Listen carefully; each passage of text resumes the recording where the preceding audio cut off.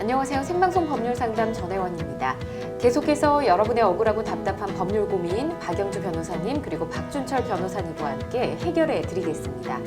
법에 도움이 필요하신 분들, 법률과 관련해 궁금한 점 있으신 분들 025557-8295번으로 연락 주시면 되고요.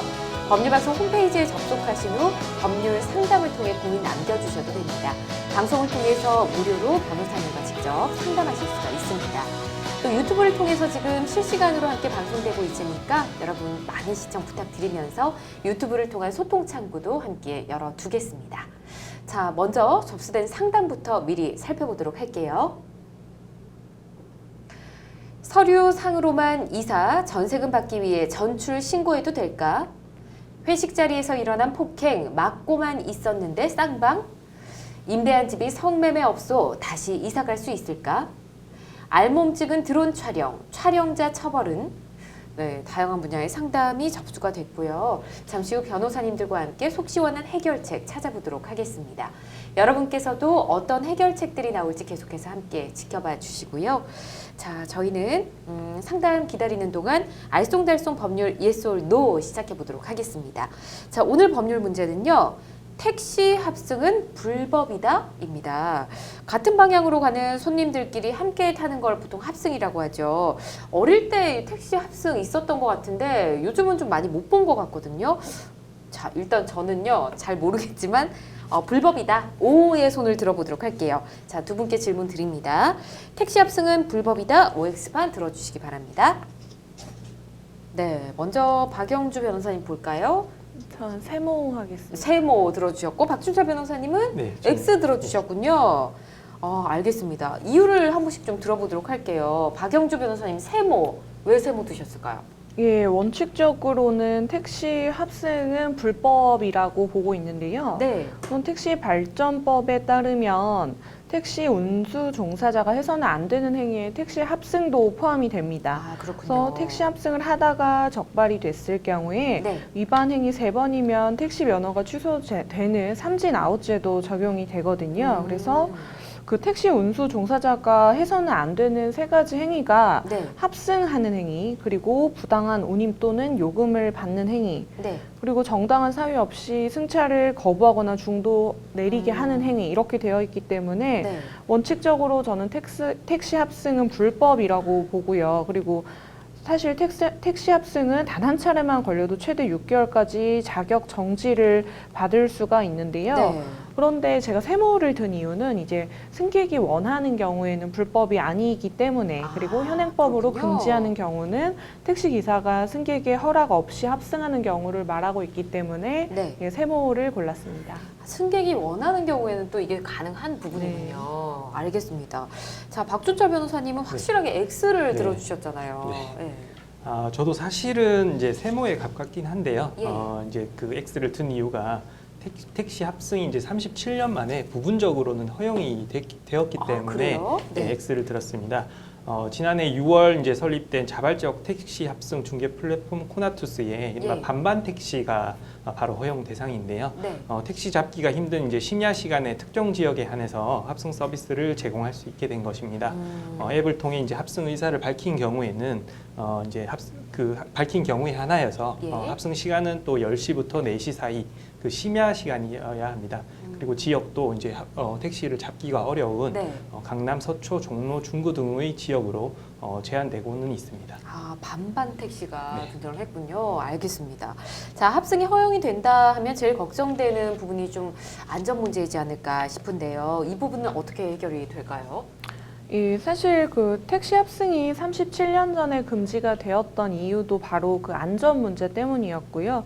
당시에 불특정 다수의 사람들과 함께 택시를 타다 보니까 여러 가지 강력 범죄가 생기기도 했고 네. 승객들의 좀 불안감이나 불만이 커지는 상황이었습니다. 그래서 이번에 제한적으로 허용되는 택시 합승의 안전장치는 크게 5가지로 나눠볼 수 있는데요. 첫 번째로는 실명 인증이 되어야 하고요. 그리고 동성끼리만 합승하는 것이 선택사항으로 되어 있고 예. 좌석의 배정, 결제 등록 시스템, 승객 보험 서비스로 안전을 담보한다는 방침을 두고 있습니다. 보험까지 또 가입이 돼 있군요. 네, 이렇게 좀 안전 부분을 좀 대책을 세워놓은 것 같고요. 예전에 택시기사가 합승을 했던 이유는 요금을 2배를 받기 위해서였잖아요. 이승객에게도 받고 또 다른 승객에게도 받고. 근데 반반 택시는 2명이 반반 요금을 내고 타는 거라고 네. 알고 있습니다. 근데 기사분들이 이런 합승 시스템을 좀 이용을 하실지도 궁금하고요. 또 반반 택시가 그동안 이 차량 공유 서비스 굉장히 많이 반대를 해왔었는데 그에 대적할 수 있는 서비스가 될 수 있을까요, 박 변호사님? 네, 지난해 국토교통부가 오투오 온오프라인 연계 서비스를 도입한 바 있는데요. 아무래도 이제 택시 합승에 따른 요금이 추가되는 면이 없다 보니까 사용 실적이 굉장히 저조한 사례가 있었습니다. 그렇군요. 지켜봐야 될 것 같습니다. 앞으로 어떤 결과들이 있을지 우선은 살펴보도록 하고요. 자, 여러분께서는 지금 생방송 법률 상담 함께하고 계십니다.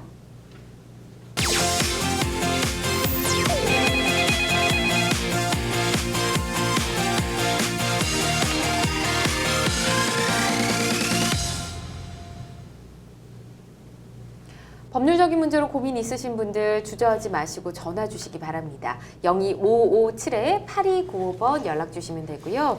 법률방송 홈페이지나 페이스북, 인스타그램, 유튜브를 통해서도 소통하실 수가 있으니까 여러분께서 편하게 생각하시는 방법으로 고민 남겨주시기 바랍니다. 각 분야 전문 변호사님들과 함께 여러분의 고민들 방송을 통해 무료로 해결해 드리도록 할게요. 자, 전화 연결하겠습니다. 안녕하세요. 여보세요? 네네, 여보세요? 예, 잘 들리시죠? 네네, 잘 들립니다. 네, 어떤 고민이 있으십니까? 네, 저는 그 서울 시내 아파트에 이제 전세로 살고 있는 사람인데요. 네, 네, 제가 이제 신혼부부 버팀목 대출이라는 프로그램을 통해서 대출을 받았고, 예. 이제 거기에 제 돈을 더해서 계약을 했고, 이번 달 29일이 만기거든요. 예, 네, 근데 이제 원래는 저는 그 계약 연장을 희망을 했지만, 집주인분이 이제 집을 매매를 내놓으시거나 아니면 예. 본인이 들어와서 사시겠다고 하셔가지고, 예, 연장은 어려우니 이제 먼저 집을, 비워라. 비워달라고 얘기를 해주셨었어요. 예, 그래서 이제 저는 이제 새 집 계약을 해야 되니까 이제 계약금도 일부 필요하고 그 돈이 적지 않은 돈이니까 좀 네. 일부 상환을 부탁을 드렸는데 네, 이제 그 돈이 아예 없으시다고 하시더라고요. 예, 그래서 이제 그때부터 좀 느낌이 좋지 않아서 제가 이제 제 돈을 일단은 마련해서 새 집을 계약할 곳을 구하고 예, 네. 그 돈을 구하고 이제 그 돈이 계약이 이제 제대로 성사가 되지 않으면 네, 저는 계약금 손실할 우려가 있으니까 그렇죠. 이제 그런 부분도 집주인분에게 먼저 그 말씀을 드렸어요. 예, 근데 이제 꼭 상환을 해주시겠다고 약속을 하시긴 하셨거든요. 네, 근데 이제 이분이 결과적으로는 집이 매매는 되지는 않고 날짜는 다가오니까 이분이 대출을 받으려고는 하시는데 네.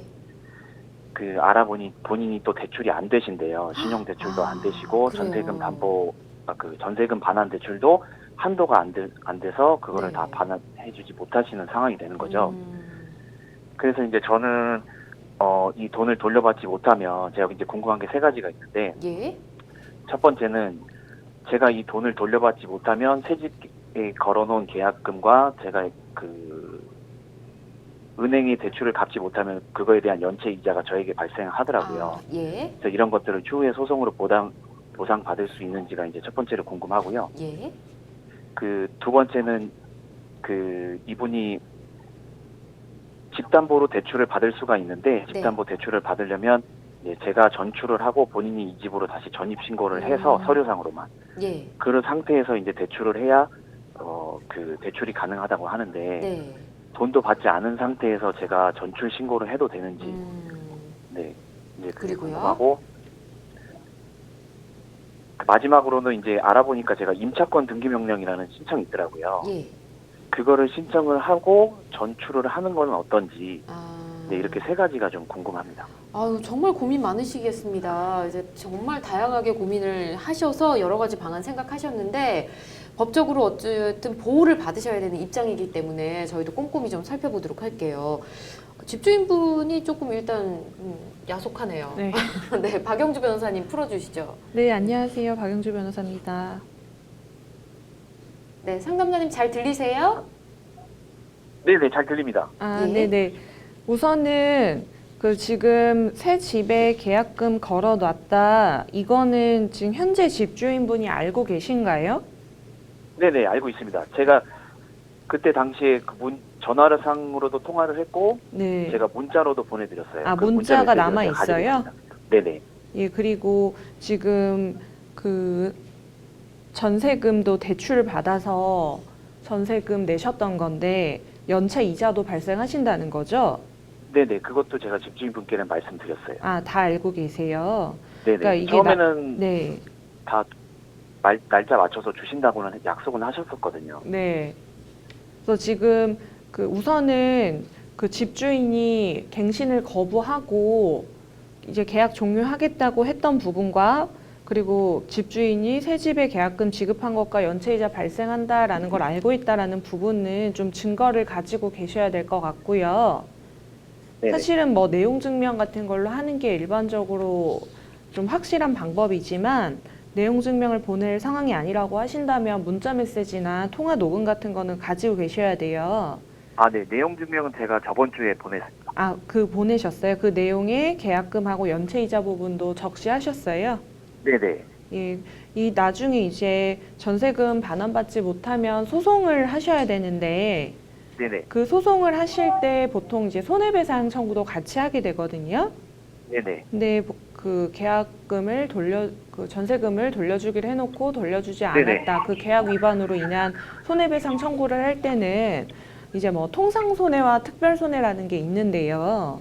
네네. 이제 뭐 통상적으로 발생하는 손해 부분은 집주인에게 청구할 수 있기 때문에 제 생각에는 뭐 대출금에 대한 연체 이자 정도가 통상손해가 될 것 같고요. 네. 그리고 특별손해 같은 거는 이제 집주인이 알거나 뭐 알았을 수 있는 상황이 있었어야만 특별손해를 청구할 수 있어요. 네네. 그래서 집주인분이 이제 뭐 계약 종료해달라고 요청을 했기 때문에 이 지금 새 집에 계약금 걸었다는 것도 미리 말씀을 드렸고 해서 그 계약금까지도 청구하실 수 있을 것 같으니까 소송에 대비하기 위해서는 이 부분은 좀 증거를 가지고 계시는 게 좋을 것 같습니다. 네. 그리고 이제 두 번째로는 그 집 담보 대출을 받기 위해서 협조를 해줘도 되는지 이 부분을 물어보셨잖아요. 네네.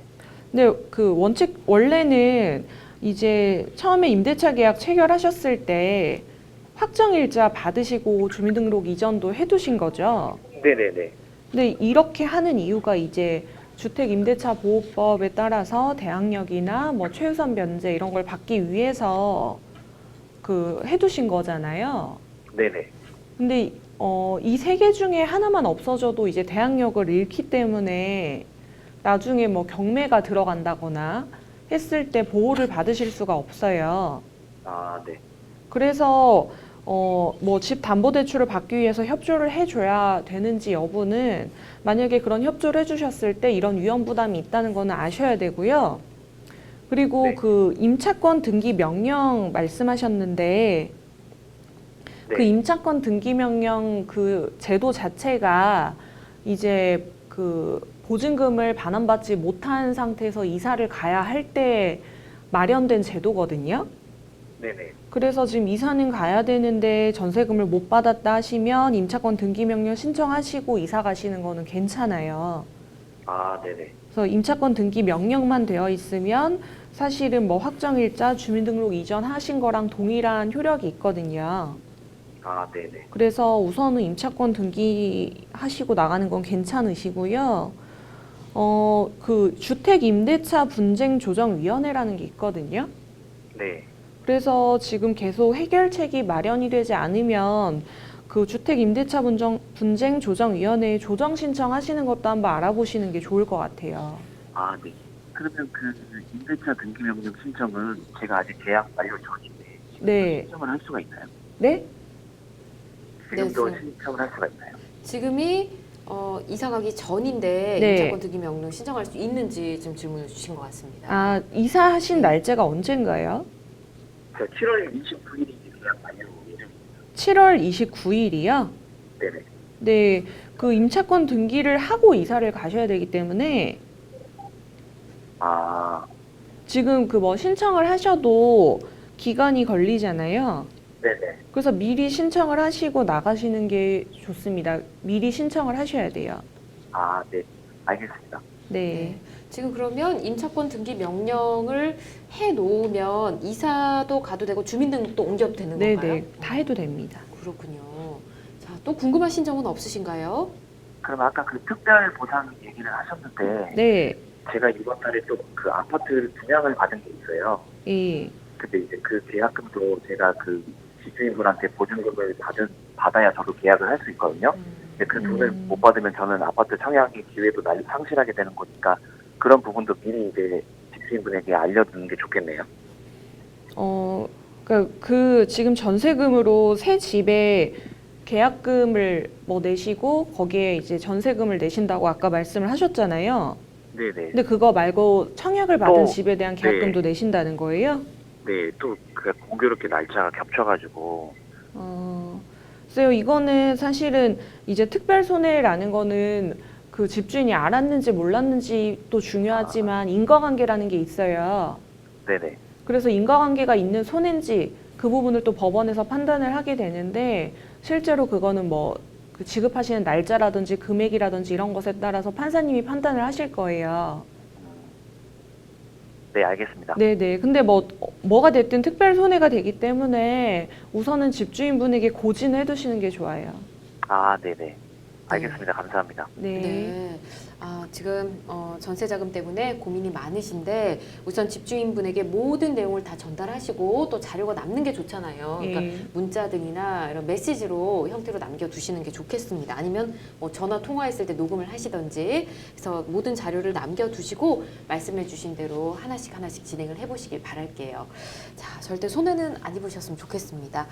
자, 그리고 앞서 상담 중에 세입자가 보증금에 대한 대항력을 가질 수 있는 여러 가지를 언급을 해주셨는데 다시 한번 좀 정리를 해주시면 좋을 것 같아요. 예, 우선은 사실 전세 계약을 체결하는 경우에는 전세권 설정 등기라는 게 있는데요. 네. 사실은 전세권 설정 등기는 대부분의 좀 집주인들이 협조를 해주지 않는 경우가 많고 그리고 뭐 등기 비용도 몇십만 원 정도 발생하기 때문에 네. 전세권 설정 등기는 사실 요즘에는 잘 활용을 안 하고 있고요. 하지만 이제 전세권 설정 등기를 하면 대항력이 발생합니다. 그리고 두 번째로는 가장 많이 활용하시는 것이 임대차 계약을 체결하고 이제 확정일자를 받으시고 주민등록 이전만 해두면 동일한 대항력이 발생하기 때문에 이것을 가장 많이 요즘에 사용을 하고 있고 그리고 특별히 뭐 금액도 발생하지 않기 때문에 임대차 계약, 확정일자, 주민등록 이전 이렇게 세 가지를 많이 하시거든요. 예. 그래서 이렇게 해도 대항력이 발생하고요. 그리고 지금처럼 이사를 나가야 하는 경우에는 전세권 설정 등기를 이제 와서 할 수도 없고 예.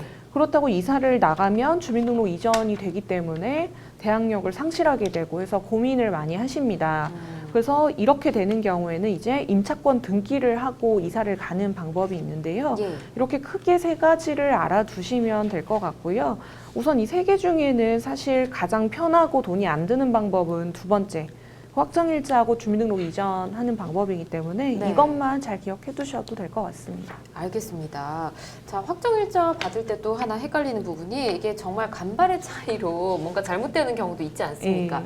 그렇기 때문에 이사 갈 곳에 미리 확정일자를 좀 받겠다 해서 좀 서둘러서 가셨다가 가시면 확정일자 신청을 하면 기존 살던 집의 확정일자는 아예 무효가 되는 걸까요? 예, 그 임대차 계약 확정일자 주민등록 이전 이 세 가지 요건이 충족이 돼야 대항력이 발생하기 때문에 사실은 그 확정일자는 이제 그 임대차 계약서에 받는 거거든요. 예. 그 날짜 자체를 나중에 위조하거나 변조하지 못하도록 하기 위해서. 근데 주민등록 이전 같은 것은 이전을 시키게 되면 대항력이 없어지기 때문에 네. 이 부분은 그 전세금을 반환 받으실 때까지는 계속해서 유지를 좀 하고 계셔야 됩니다. 서둘러서 할 필요는 없다 예. 말씀이신 거죠. 알겠습니다. 자, 뭐 집을 구하실 때 전세로 구하시는 분들 굉장히 많으신데 이런 부분은 세입자가 보호받기 위한 대항력 꼭 필요하다는 거 기억하시고 잘 숙지하셨으면 좋겠습니다. 자, 저희는 계속해서 홈페이지를 통해 들어온 여러분의 고민 풀어보도록 할게요. 자, 어떤 사연인지 먼저 만나보겠습니다. 회사와 가까운 집을 알아보다가 한 오피스텔을 계약하게 됐습니다. 전 세입자도 여자였고 깨끗하게 이용해서 마음에 들었죠. 그런데 이사한 첫날부터 모르는 남자들이 초인종을 누르기 시작하는 겁니다. 알고 보니 그 집이 성매매로 이용되던 곳이었어요. 지금도 같은 층에 성매매하는 집들이 있는 듯합니다. 수시로 초인종을 누르고 집 근처를 서성이는 남자들 때문에 너무 두렵고 무서운데요. 저는 임대계약 해지를 요청할 수 있을까요? 라고 보내주셨네요. 아, 임대한 집이 성매매로 이용되던 집이었다. 여자분 혼자 사시는데 모르는 남성들이 계속 초인종을 누르면 정말 무서울 것 같습니다. 그리고 뭐 같은 그 건물에 또 다른 층도 이런 성매매를 하고 있다고 생각하면 굉장히 무서울 것 같은데요. 자, 일단 박 변호사님 어떻게 보십니까, 이 사연? 네, 사실은 이제 임대차 계약이라는 게 주거를 하기 위한 목적으로 네. 임대차 계약을 체결한 건데 이 평온한 주거 자체가 전혀 지금 되지 않을 것 같은 상황이고요. 예. 사실 굉장히 무섭고 어떻게 보면 추가적 사실 범죄가 이루어지고 있는 거죠. 성매매는 또 그렇죠. 처벌되는 범죄이다 보니까 네. 그래서 우선은 계약의 기본적인 목적 자체가 달성이 되지 않는 경우라고 좀 볼 수 있을 것 같아요. 네. 그렇다면 이제 이게 신의칙상의 고지 의무를 좀 생각을 해볼 수 있을 것 같은데요. 네. 이제 고지 의무라는 거는 그 계약을 체결함에 있어서 상대방이 알아야 하는 내용을 미리 이제 고지를 해야 된다라는 그 신의칙상의 의무고요. 만약에 이런 고지를 하지 않아서 계약의 목적을 달성할 수 없는 경우라고 하면 네. 계약을 해지할 수 있는 사유가 되기도 합니다. 네. 그래서 뭐 예를 들어서 그 어떤 집을 매매했는데 그 집에서 누군가가 자살 소동이 있었던 집이라고 한다면 네. 대부분의 사람들이 임대차 계약을 하거나 아니면 또 다른 매매를 하는 것을 굉장히 꺼리기 때문에 그렇죠. 그런 부분을 이제 신의칙상 고지 의무가 인정되는 경우라고 볼 수도 있거든요. 네.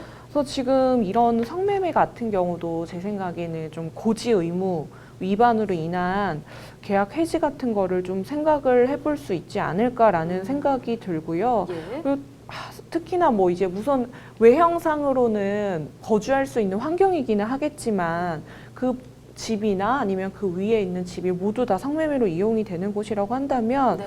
사실상 정상적인 주거가 좀 불가능하지 않을까 싶습니다. 그러니까요. 굉장히 좀 힘든 상황이신 것 같은데 낯선 남자들이 계속 집을 찾아오고 초인종을 누른다면 이게 계속 주거가 가능할까 싶습니다. 임대인에게 이 상황을 좀 얘기하는 게 좋지 않을까 싶은데요. 말을 해야 되겠죠? 아, 예, 물론입니다. 이제 방금 이제 박 변호사님께서도 말씀하셨듯이 예. 이제 임대인의 이제 임차인에 대한 바로 첫 번째 의무가 어떤 이제 평온한 상태에서 그 해당 이제 집에 거주할 수 있게 하는 의무입니다. 예. 그래서 이제 뭐 계속해서 말씀드리지만 이 근처에서 이제 성매매가 이루어지고 심지어 이렇게 초인종까지 누른다면 예. 이 임대인의 이제 일차적인 의무, 그 이제 평온한 상태에서 주거를 할 수 있게 하는 의무를 뭐 그 고의 과실 여부는 사실 따져봐야 되겠지만 일단은 이제 그 지키지 못한 것이거든요. 임대인 예. 입장에서도.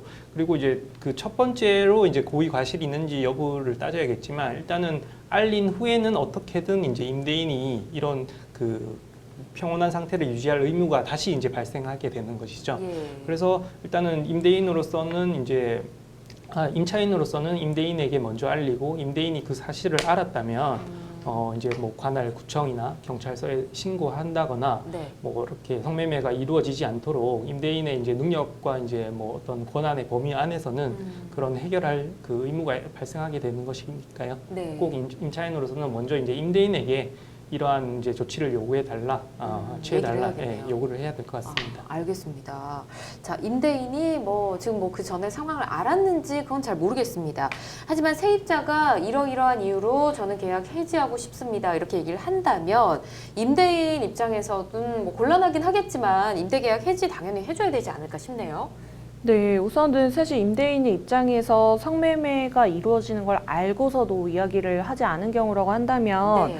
당연히 제 생각에는 계약 해지를 좀 해줘야 될 것 같고요. 미리 고지를 하지 않았기 때문에. 네. 그런데 사실 임대인이 몰랐던 경우라고 하더라도 지금 변호사님 말씀해 주신 것처럼 지금 정상적인 주거 자체가 불가능한 상황이기 때문에 네.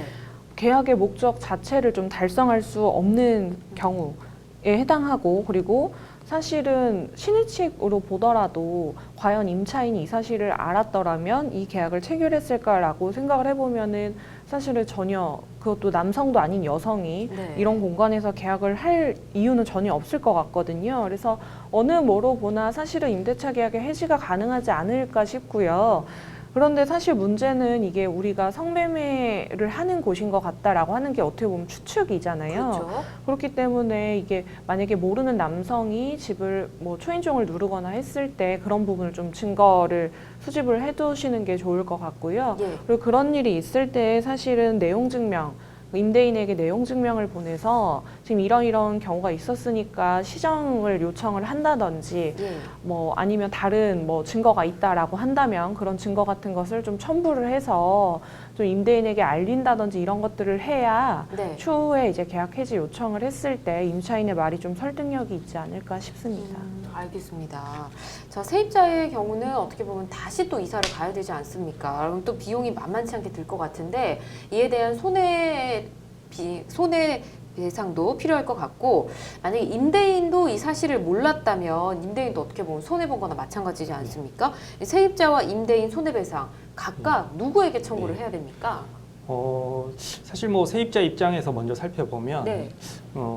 그리고 이제 세입자 입장에서 먼저 살펴보면 임대인이 과연 이 사실을 몰랐을까? 그리고 알 수도 있었을 것 알 같아요. 수도 있었을 예. 것 같아요. 이제 그 옆집이나 아래 윗집이 이렇게 성매매 시설로 이용되고 있었으니까요. 그러니까요. 그리고 이제 알았다면 당연히 이제 문제가 되고, 몰랐더라도 그 모른 데 대한 과실이 있으면 네. 일단은 그 해지한 후에 이제 세입자가 든 비용을 이제 손해배상으로 네. 청구할 수 있을 것 같습니다. 음. 그리고 또 한편 이제 이제 집을 임차했을 때 중개인이 있겠죠. 예. 그러니까 중개인은 또 누구보다 이런 사정에 대해서 조금 더 잘 알지 알고 않겠습니까? 있었겠죠. 그래서 그렇게 이제 뭐 이게 사실 사소한 사실은 아니지 않습니까? 그쵸. 예, 성매매로 이용되고 더군다나 이제 여성분이 거주하는 맞아요. 이제 집이기 때문에 네. 중개인 입장으로서도 이제 경우에 따라서는 그런 사실들을 좀 고지할 의무가 있지 않나 이렇게 생각이 됩니다. 그래서 뭐 경우에 따라서는 그 이제 중개인에게도 그렇게 손해배상을 좀 청구할 여지가 좀 있을 것 같고요. 네. 예, 다음으로 이제 임대인 입장에서는 뭐 이렇게 집을 구매했을 때 그 전 주인을 상대로 이걸 알았음에도 이제 왜 고지하지 않았냐. 물론 이거는 사실 좀 다툴 여지가 있어요. 신의칙상 이제 전 주인이 그 사실까지 이제 고지를 했어야 되냐. 네. 다툴 여지는 있지만 어쨌든 뭐 그렇게 청구할 여지는 좀 또 가능성은 있지 않나 이렇게 예. 생각이 되고요. 예. 그리고 이제 임대인과 세입자 모두 이제 이렇게 따질 수 있는 방법은 뭐 이렇게 성매매가 옆집, 뭐 아래 윗집 뭐 이렇게 활발하게 이제 이루어지고 있다면 예. 구청이나 이제 경찰에 신고를 할 수 있겠죠. 그쵸. 그리고 이제 빠른 조치를 좀 취해달라고 요청을 할 수 있을 것입니다. 알겠습니다. 예, 그럼에도 조금 뭐 이렇게 뭐 경찰이나 네. 이제 또 구청이나 조금 우물쭈물한다면 뭐 경우에 따라서는 뭐 국가배상이나 또 이렇게 시를 상대로 좀 손해배상을 청구할 수 있는 그런 여지도 있지 않나 이렇게 네. 생각이 됩니다. 그렇군요. 지금 전에 박준철 변호사님 말씀해주신 대로 뭐 신고를 하는 게 좋다라고 얘기해주셨는데, 같은 층에도 뭐 또 다른 성매매 업소가 있는 것 같다. 이 다른 집도 같이 신고를 하는 게 맞겠죠? 예, 사실은 뭐 임차인에게 특별히 법적으로 문제되는 건 없겠지만요. 예. 그래도 어쨌든 좀 보다 안전하게 생활하기 위해서는 신고를 하시는 게 좋겠죠. 그리고 건물주 같은 경우는 사실 성매매, 자신의 건물에서 임대차 계약을 한 사람이 성매매를 하고 있다라는 걸 알면서도 특별한 조치를 취하지 않고 지속을 하고 있다면 네.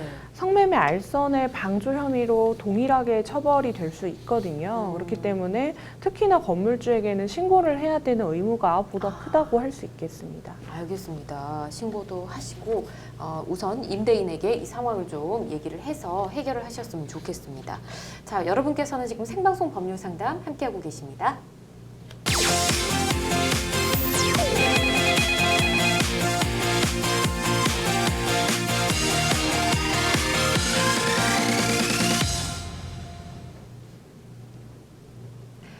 네, 계속해서 홈페이지를 통해 들어온 고민 해결해 보도록 하겠습니다. 자, 이번에는 어떤 사연인지 만나보겠습니다. 휴일 오후 샤워하고 거실로 나오는데 베란다 밖에서 뭔가 날아오는 느낌이 드는 겁니다. 자세히 살펴보니 카메라가 달린 드론이었어요. 순간 너무 놀라 몸을 가리고 숨었는데요. 드론은 한참이나 베란다 밖에서 날아다니다가 사라졌습니다. 아파트 단지 내 드론 촬영자를 처벌할 수 있을까요? 라고 보내주셨습니다. 아유, 내 집에 있는데 갑자기 드론이 날아서 촬영을 하면 정말 황당하고 어이가 없을 것 같습니다. 특히나 이분은 샤워하고 이제 나왔으니까 옷을 뭐 제대로 갖춰 입지 않았을 가능성이 굉장히 크지 않습니까? 아파트 단지 내에서 드론 촬영하는 거 이거 불법 아닌가요? 예, 당연히 불법이고요. 예. 특히나 이제 샤워를 하고 거실로 나와서 어느 정도 옷을 갖춰 입지 못한 상태였다고 한다면 사실 이거는 성범죄에도 해당할 수 있는 그쵸. 경우이기 때문에 처벌이 가능한 범죄입니다. 예. 다만 그런데 이제 드론 관련 법조항을 담은 항공안전법을 보면 자체 무게가 12kg 이하의 소형 드론의 경우는 드론의 종류와 용도, 소유자의 성명 등에 대한 국토부의 신고 없이 드론을 날릴 수 있도록 하고 있습니다. 네. 그래서 사실은 현재까지는 소형 드론까지 단속하기는 좀 어려운 실정에 있습니다. 그렇군요. 요즘 취미로 이 드론 조종하시는 분들 굉장히 많은 걸로 알고 있는데 소형 드론까지 단속을 좀 해야 되지 않을까라는 생각이 들긴 합니다. 이렇게 또 아무 데서나 드론을 띄우면 안 된다고 알고 있는데 박 네. 변호사님 이 부분 좀 네. 자세히 알려주시죠. 네, 물론입니다. 이제 그 경우에 따라서는 이제 비행 금지 구역으로 설정된 곳이 많거든요. 네. 그래서 먼저 이제 이렇게 이제 비행 금지 구역으로 설정되어 있는지 여부를 먼저 확인하시는 게 좋을 것 같습니다. 네. 특히 이제 국가 어떤 중요 시설 부근은 비행 금지 구역으로 설정된 경우가 많거든요. 네. 그래서 심지어 이제 공원이라고 해도 사람들이 일반적으로 공원에서는 이런 뭐 레저나 레저 등을 자유롭게 할 수 있으니까 네. 드론도 좀 잘 띄우는 게 좀 허용되지 않나 이렇게 생각하는 경우가 많은데요. 예. 제가 알고 있기로는 뭐 공원이라고 하더라도 비행 금지 구역으로 설정된 곳이 있거든요. 네. 특히 이제 여의도 공원 같은 경우에도 아무래도 이제 국회 부근이다 그렇죠. 보니까 네. 비행 금지 구역으로 설정되어 있습니다. 그래서 이렇게 드론으로 좀 이렇게 레저나 여가를 즐기시는 분들은 먼저 비행 금지 구역으로 설정되어 있는지를 네. 확인하시는 게 좋을 것 같습니다. 저도 기억이 나는 게 어디 등산을 한번 갔었는데 산도 이제 뭐 군사적으로 이제 보호돼야 될 그런 위치 뭐 이런 곳이 있기 때문에 드론을 띄우면 안 된다라는 그런 문구가 적혀 있더라고요. 자, 지금 상담으로 다시 돌아가서 남의 집 아들 마음대로 찍고 지금 상담자분 씻고 나오는 모습까지 찍혔습니다. 이 촬영자를 잡게 된다면 어떤 처벌을 받게 될까요? 예, 우선 형사적인 처벌 부분을 보면 성폭력 범죄의 처벌 등에 관한 특별법에서 카메라 이용 촬영죄를 규정을 하고 있는데요. 예. 카메라나 그 밖에 이와 유사한 기능을 갖춘 기계 장치를 이용하는 경우니까 아마 드론도 포함이 될 것 같고요. 예. 성적 욕망 또는 수치심을 유발할 수 있는 사람의 신체이기 때문에 지금 샤워를 하고 막 나온 신체를 촬영한 경우라면 이 경우도 성적 수치심을 충분히 유발할 수 있는 경우이고요. 예. 이런 경우는 이제 5년 이하의 징역 또는 3천만 원 이하의 벌금형에 처한다라고 정하고 있어서 사실은 꽤나 큰 처벌을 받을 수밖에 없습니다. 예. 그리고 또한 민사적으로도 불법 행위로 인한 손해배상 책임을 지기 때문에 이에 대한 뭐 정신적인 충격에 대한 손해배상까지도 모두 책임을 져야 될 것으로 보입니다. 네, 알겠습니다. 자, 이 허가 없는 드론 촬영이 사생활 침해나 개인정보 침해도 문제가 될 것 같은데요. 자, 이 부분은 어떻게 보십니까? 네. 최근 이제 고화질 카메라를 장착한 드론에 의해서 예. 이제 촬영이 늘어나면서 개인정보 침해의 우려가 커지고 있긴 하지만 예. 이 부분에 대해서는 지금 개인정보보호법 적용 대상에서 좀 빠져 있습니다. 그래서 좀 이렇게 법이 하루빨리 좀 보완이 좀 시급하다고 생각되는데요. 예. 다만 방금 이제 박 변호사님도 말씀하셨듯이 또는 신체의 이제 은밀한 부위나 성적 수치심을 좀 유발할 수 있는 촬영이 있는 경우에는 성폭력 특별법이 적용될 수 있기 때문에 주의하셔야 될 것 같습니다. 그렇군요. 자, 그리고 또 하나 걱정된 것이 드론을 날리다 보면 익숙하지 않으면 처음엔 당연히 다 미숙하지 않습니까? 떨어지는 경우가 있지 않을까 싶은데 떨어지다가 누군가 맞게 되면 또 다치잖아요. 드론 때문에 부상을 입어도 이 조종하던 사람을 찾지 못하면 보상도 못 받을 것 같고 이 부분은 어떨까요? 예, 아무래도 이제 민사소송을 하던가 형사적으로 고발한다 하더라도 피고가 특정이 돼야 되기 때문에 네. 사실은 조정하던 사람을 찾지 못하면 보상을 받기가 어렵겠죠. 그렇죠. 그리고 뭐 가볍지만 사실 크기나 무게가 제법 나가는 드론들이 많이 있고요. 그리고 비행 중 추락해서 피해가 발생을 해도 드론을 조정하던 사람이 잠적을 하게 되면 네. 그 드론을 조정하던 조정사를 찾는 것이 현실적으로 좀 쉽지 않은 부분이 있고요. 또한 조정기가 지금 소형화되고 스마트폰 어플리케이션으로 작동되는 경우도 굉장히 많다고 합니다. 네. 그래서 사실 이 부분에 대해서 어느 정도 조정사를 찾을 수 있는 법적인 조치가 필요한데 현재까지는 입법이 좀 미비한 상황이라고 할 수 있겠습니다. 그렇군요. 계속해서 이야기를 나눠봤는데 드론 조종하는 분들은 점점 늘어나고 있고 굉장히 많은데 관련 법이 아직 마련이 덜 된 것 같아서 걱정이 많습니다. 박 변호사님 어떻게 보세요? 네, 좀 개인적인 생각을 말씀드리자면 예. 이제 드론을 날리다가 다른 사람에게 이제 피해를 입히면 당연히 이제 피해를 받은 사람으로서는 이제 손해배상을 청구를 할 수 그렇죠. 있습니다. 예. 사실 현행법으로 뭐 해결이 안 되는 거는 아니라고 생각하거든요. 예. 그래서 개인적으로는 아까 근데 이제 박 변호사님이 말씀하셨듯이 그 가해자가 이제 누구인지를 찾기가 어렵고 그렇죠. 또 이제 현실적으로 뭐 완전히 이제 손해배상을 받을 수 있냐 이 부분이 이제 문제가 남는 거거든요. 예. 그래서 제 개인적인 생각으로는 뭐 법이 미비돼 있다기보다 어떤 뭐 비행 금지 구역이나 또 비행 그 드론을 이제 날릴 수 있는 그 구역을 잘 네. 설정을 하고 또 이제 드론을 이제 날릴 수 있는 날리고 싶어 하는 사람들에게 조금 더 뭐 유인책을 주는 거죠. 그렇게 해서 이제 좀 한정된 공간에서 네. 조금 그 비행을 할 수 있도록 그렇게 뭐 국가적으로 좀 이렇게 시설을 마련하는 것, 그리고 또 이렇게 관련 뭐 보험을 통해서 좀 네. 배상을 받을 수 있도록 하는 아. 방법 이런 부분들을 좀 뭐 국가적으로나 뭐 지자체에서 좀 마련하는 게 네. 우선이지 않을까 이렇게 그렇게 생각하고 있습니다. 알겠습니다. 보험 정도 네. 좋은 방법인 것 같다는 생각이 드네요. 알겠습니다. 이렇게 일단 의견을 드리도록 할게요. 자, 저희는 계속해서 상담 전화 연결하도록 하겠습니다. 받아볼게요. 안녕하세요. 네, 안녕하세요. 예, 어떤 고민이 있으십니까? 예, 제가 좀 늦은 나이에 회사에 들어가게 됐는데요. 예, 제가 신입이고, 네. 제 위에 좀 나이 많은 분 한 명하고, 저보다 좀 어린 팀장이 있었거든요. 네, 예, 그래가지고 며칠 전에 팀회식을 좀 해가지고 술 마시다 보니까 이제 3차로 좀 도우미들이 나오는 술집까지 갔어요. 아, 그러셨군요. 예, 예, 예. 그래가지고 이제 저도 가정 있는 사람인데 이건 좀 아닌 것 같다 생각했는데 또 예. 첫 직장이고 첫 회식이다 보니까 좀 싫은 소리를 못 하겠더라고요. 그래가지고 처음에는 모른 척하고 넘기자 이 생각을 하고 들어갔거든요. 예, 근데 이 팀장이라는 사람이 이 도우미분들한테 막 폭언을 하시더라고요.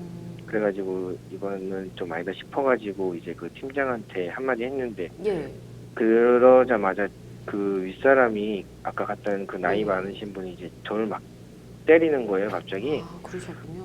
예, 예, 그래가지고 처음 때릴 때부터 얼굴 맞아가지고 이제 콘택트 렌즈 하고 있었는데 그것도 찢어지고 막 넘어뜨리고 막 목도 졸르고 그래가지고 도망쳐 나와가지고 네, 경찰에 신고하고 그 자리에서 바로 회사도 그만뒀거든요. 아, 네, 예, 그래가지고 이제 지금 경찰 조사는 받고 있는데 가해자가 계속 쌍방폭행으로 몰고 가려고 하더라고요. 예, 그래가지고 제가 확인하려고 이제 가게도 갔는데 CCTV도 없어가지고 그거를 제가 이제 혼자 맞았다고 입증을 할 만한 게 좀 없는 상황이에요. 그래가지고 네, 그때 간 술집도 이제 팀장이랑 잘 아는 사이인 것 같고 해가지고 일방적으로 저는 맞은 건데 쌍방으로 몰리니까 좀 예. 너무 억울한 거예요. 그래가지고 그 일방적으로 당한 폭행을 좀 입증할 수 없을까 해가지고 이제 상담을 해드렸어요. 그렇군요. 아유, 늦은 나이에 이제 취업을 하셨는데 이런 일을 당하셔서 또 회사도 그만두시고 지금 너무 억울한 상황에 네. 처하신 것 같습니다. 이게 너무 안타까운 게 그 술집이 또 팀장이랑 잘 아는 사이인 네. 것 같으니까 거기 있었던 분들 중에서 누가 뭐 증언을 해주기도 좀 어려울 것 같고 일단은 박준철 변호사님과 함께 좀 이야기를 풀어보도록 하겠습니다. 인사 나눠보시죠. 네, 안녕하세요. 박준철 변호사입니다. 예, 안녕하세요. 예. 네. 참 뭐 사연만 들어도 참 안타까운 사연 같은데요. 예, 네. 예.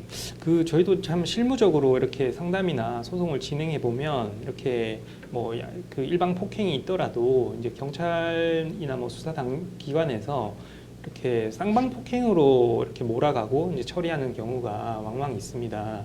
이게 아무래도 이렇게 뭐 일방 폭행이라면 이제 경찰도 이렇게 그 이제 가해자로 지목된 사람으로부터 이제 항의도 많이 받고 네.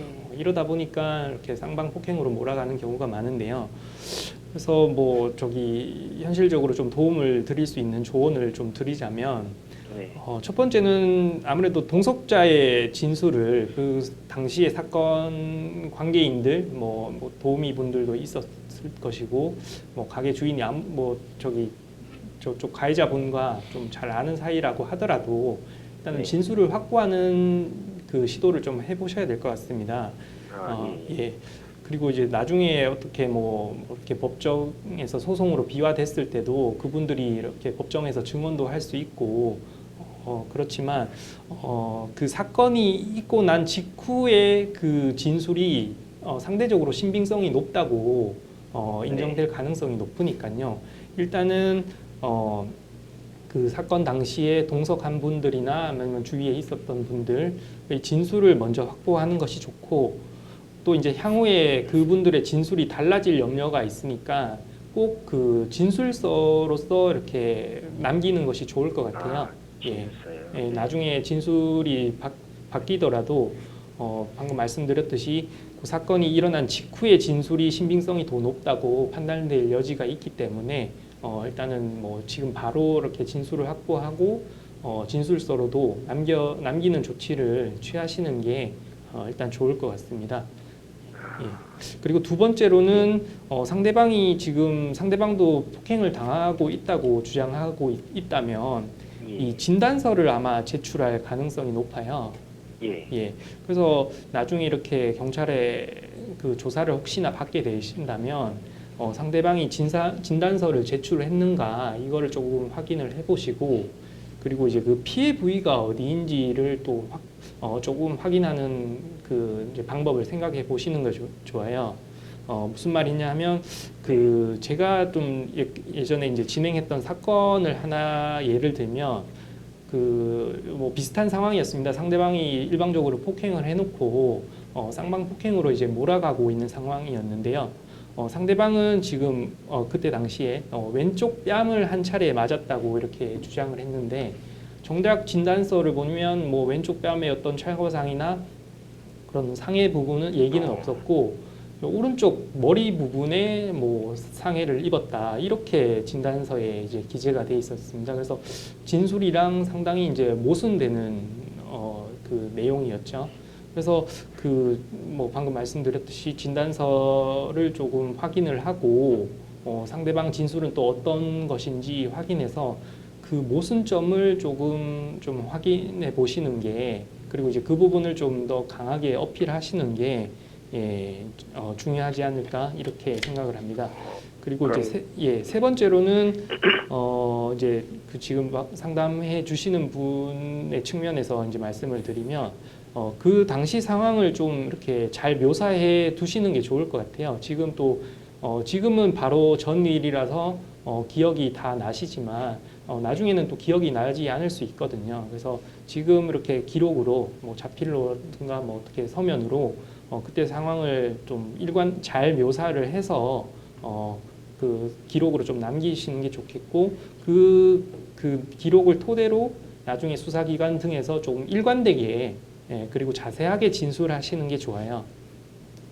왜냐하면 그 수사기관이나 법원에서 이제 판단을 내릴 때 그 진술자가 얼마나 그 상황을 잘 묘사하고 있는지 또 이제 얼마나 일관되게 진술하고 있는지를 그 신빙성 판단의 하나의 큰 요소로 이제 생각을 하는 경우가 많거든요.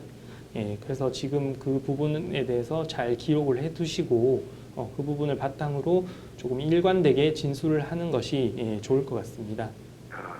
네, 알겠습니다. 네. 네, 더 궁금하신 점은 없으신가요? 예, 없습니다. 감사합니다. 네. 네, 우선은 굉장히 억울하실 것 같은데 말씀해 주신 대로 진단서 제출 여부 확인해 네. 보시고 그리고 지금 상담자분 같은 경우는 뭐 맞기만 하셨지 뭐 쌍방폭행이 네. 아니었지 않습니까? 그러니까 상대방은 아마 피해 부위가 없는데 억지 주장을 하고 있을 테니 어디를 다쳤는지 구체적으로 확인을 해 보시고 말씀해 주신 대로 꼼꼼하게 그날의 일들을 좀 기록을 하시던지 녹음하는 것도 괜찮죠, 네, 변호사님? 그렇습니다. 예, 예. 녹음을 해두던지 이렇게 하셨으면 좋겠습니다. 아, 네, 감사합니다. 네, 잘 해결하셔서 억울한 일로 처벌받지 않도록 하셨으면 좋겠네요. 자, 이렇게 조언 드리도록 하고요. 지금 상대방이 쌍방폭행을 주장을 하고 있습니다. 우리 상담자님께서는 일방적으로 맞으셨다고 얘기해 주셨는데 보통 일방폭행, 쌍방폭행 성립 기준이 또 궁금하고요. 만약에 각각이 인정이 된다면 처벌은 또 어떻게 되는지 궁금하네요. 먼저 일방 폭행을 말씀드리면 예. 뭐 말 그대로 일방만이 이제 폭력이나 뭐 어떤 유형력을 행사해서 예. 상대방에게 이제 피해를 입힌 경우를 말하고요. 쌍방 폭행의 경우는 양자 둘 다 어떤 그 중요한 게 이제 공격의 의사로 어떤 유형력을 행사했을 때 네. 폭행을 했을 때 성립하게 됩니다. 제가 뭐 강조했듯이 이제 공격의 의사가 있었는지 여부가 중요한데요.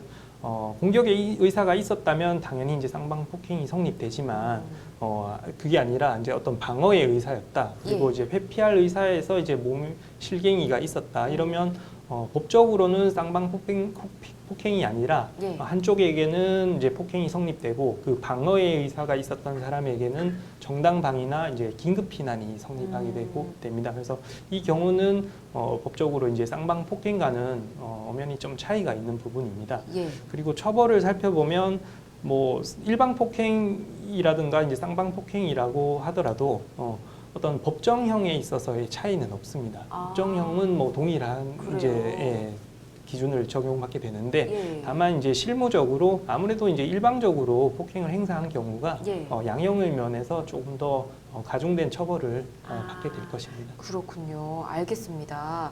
자, 쌍방폭행이라고 하더라도 이 폭행 피해에 따라서 상대 쪽에 보상을 요구할 수도 있을까요?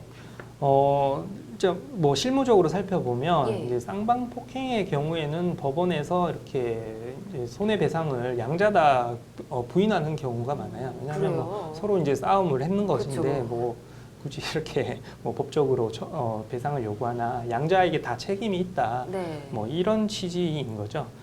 다만 이제 폭행을 유발한 책임이 어느 한쪽에게 일방적으로 큰다거나 현저하게 큰 경우, 예. 그리고 이제 폭행을 하다가 결과의 측면에서 한쪽이 너무 심한 이제 피해를 받았다. 예. 반면 상대는 이제 경미한 피해를 받았다. 그러면 조금 이렇게 경미한 쪽에서는 네.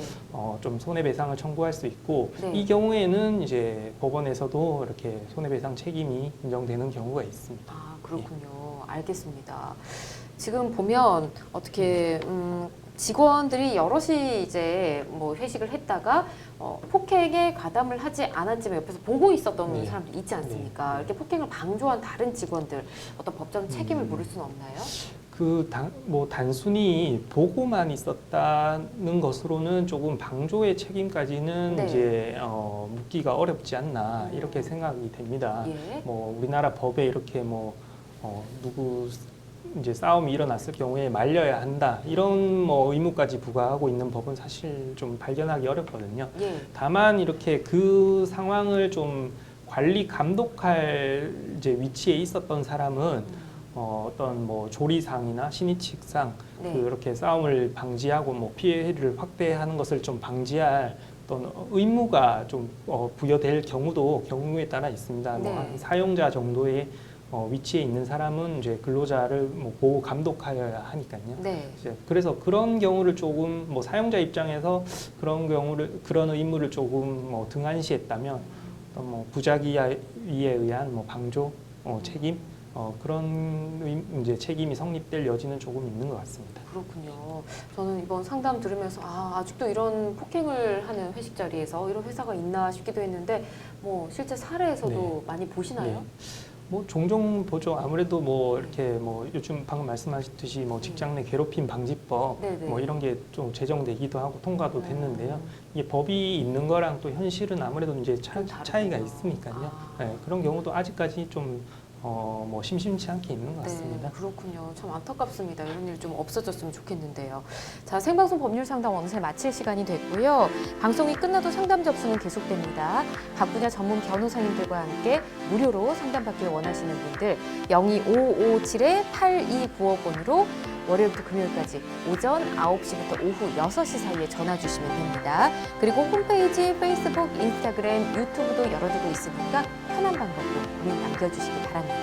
자, 저희는 여기서 인사드리고요. 다음 시간에 다시 찾아뵐게요. 함께해 주신 여러분 고맙습니다.